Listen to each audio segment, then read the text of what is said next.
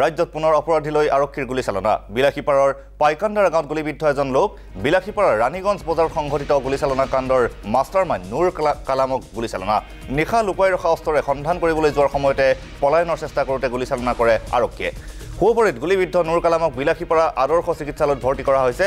উল্লেখযোগ্য যে ২৬ নৱেম্বৰ সন্ধিয়া ৰাণীগঞ্জ বজাৰত তিনিজনীয়া অস্ত্ৰধাৰীয়ে SBIৰ গ্ৰাহক সেৱা কেন্দ্ৰত নিৰ্বিচাৰে গুলীবৰ্ষণ কৰিছিল এই ঘটনাত ৱাহেদুৰ ৰহমান ৰতন ৰায়কে ধৰি তিনিজন লোক গুৰুতৰভাৱে আহত হৈছিল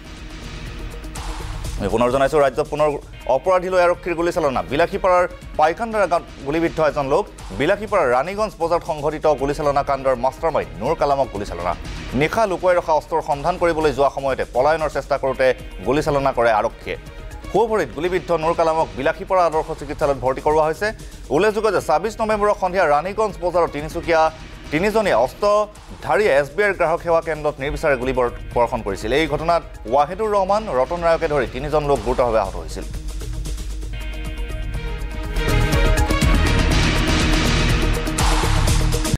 যোৱা নৱেম্বৰ মাহৰ ২৬ তাৰিখে আমাৰ ৰাণীগঞ্জত এক গুলীচালনাৰ ঘটনা সংঘটিত হৈছিলে অবাইদুৰ ৰহমানৰ যি CSP সেই CSPত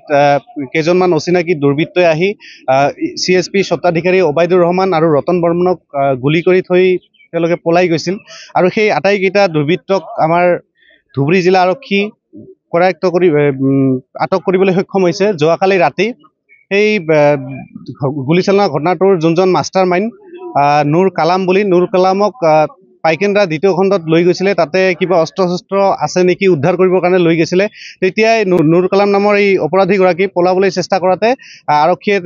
তেওঁক ভৰিত গুলী কৰিছিলে এই ক্ষেত্ৰত আমি ধুবুৰী জিলা আৰক্ষী লগতে বিলাসীপাৰা সমজিলা আৰক্ষী চাপতগ্ৰাম আৰক্ষী আৰু ৰাণীগঞ্জ আৰক্ষীক ধন্যবাদ জ্ঞাপন কৰিব বিচাৰিছোঁ আমি দেখিছোঁ তেখেতসকলে বহুত কষ্ট কৰিছে এই ঘটনাটোক লৈ তাৰ কাৰণে আমি বহুত ধন্যবাদ জ্ঞাপন কৰিছোঁ আৰু এই ঘটনাটো আমাৰ ৰাণীগঞ্জ আৰক্ষীৰ বৃহৎ সফলতা বুলি আমি কৈছোঁ তো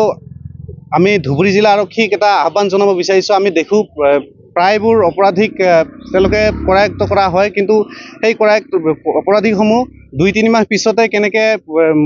তাৰ পৰা ওলাই আহি মুক্তমনে মুকলি আকাশৰ তলত ঘূৰি থাকে তাৰ ওপৰতো যাতে প্ৰশাসনে তাৰ গুৰুত্ব দিয়ে আৰু দ্বিতীয়তে আমি জনাব বিচাৰিছোঁ এই যোনকেইটা অপৰাধী জড়িত হৈ আছে সেই অপৰাধীকেইটাক যাতে কঠোৰৰ পৰা কঠোৰ শাস্তি প্ৰদান কৰা হয় আৰু লগতে আমি ইয়াৰ আগতো দাবী জনাইছোঁ পুনৰবাৰ আমি দাবী জনাইছোঁ আমাৰ ৰাণীগঞ্জৰ যিখন